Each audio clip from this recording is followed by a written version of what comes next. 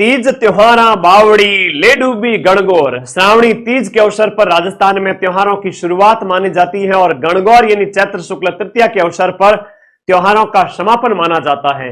गणगौर गीतों का त्योहार है और इसमें गण यानी भगवान शिव और गौर यानी माता पार्वती दोनों का पूजन किया जाता है। इस त्योहार की शुरुआत माता पार्वती के अपने पिता के घर जाने के उपलक्ष्य में सखियों द्वारा स्वागत गीत गाया गया था, उस उपलक्ष्य में इसकी शुरुआत हुई थी।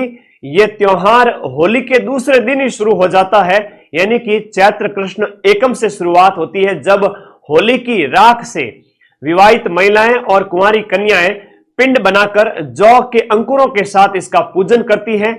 और यह त्योहार 16 दिन तक लगातार मनाया जाता है, जिसमें महिलाओं और बालिकाओं के द्वारा दीवार पर कुमकुम और मेहंदी से स्वास्तिक बना करके 16 बिंदी लगा करके पूजन किया जाता है। गणगौर के अंतिम दिन सायंकाल के अवसर पर इवनिंग में काष्ठ यानी कि लकड़ी और मिट्टी की गणगौर की प्रतिमाओं का विसर्जन किया जाता है। इसमें सिर्फ और सिर्फ मिट्टी की प्रतिमाओं का विसर्जन होता है, लकड़ी की प्रतिमाएं महिलाएं वापस लेकर आती है। ये सारी जानकारी मैंने मूल किताबों से आपको बताई है। परीक्षा में पक्का प्रश्न पूछा जाएगा, याद कर लीजिएगा। वीडियो को सभी दोस्तों में शेयर कर दीजिए और ऐसे ही इंफॉर्मेशन के लिए अपने इस चैनल को सब्सक्राइब करके माइंड मैप ऐप पर पढ़ते रहिए। Thank you.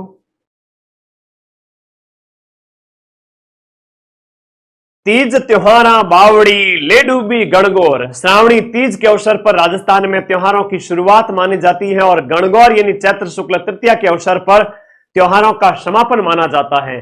गणगौर गीतों का त्योहार है और इसमें गण यानी भगवान शिव और गौर यानी माता पार्वती दोनों का पूजन किया जाता है।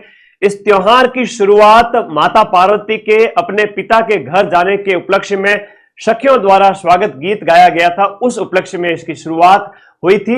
यह त्योहार होली के दूसरे दिन ही शुरू हो जाता है, यानी कि चैत्र कृष्ण एकम से शुरुआत होती है, जब होली की राख से विवाहित महिलाएं और कुंवारी कन्याएं पिंड बनाकर जौ के अंकुरों के साथ इसका पूजन करती है।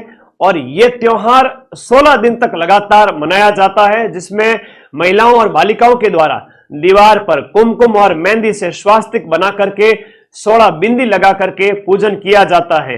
गणगौर के अंतिम दिन सायंकाल के अवसर पर इवनिंग में काष्ठ यानी कि लकड़ी और मिट्टी की गणगौर की प्रतिमाओं का विसर्जन किया जाता है। इसमें सिर्फ और सिर्फ मिट्टी की प्रतिमाओं का विसर्जन होता है, लकड़ी की प्रतिमाएं महिलाएं वापस लेकर आती है। ये सारी जानकारी मैंने मूल किताबों से आपको बताई है। परीक्षा में पक्का प्रश्न पूछा जाएगा, याद कर लीजिएगा। वीडियो को सभी दोस्तों में शेयर कर दीजिए।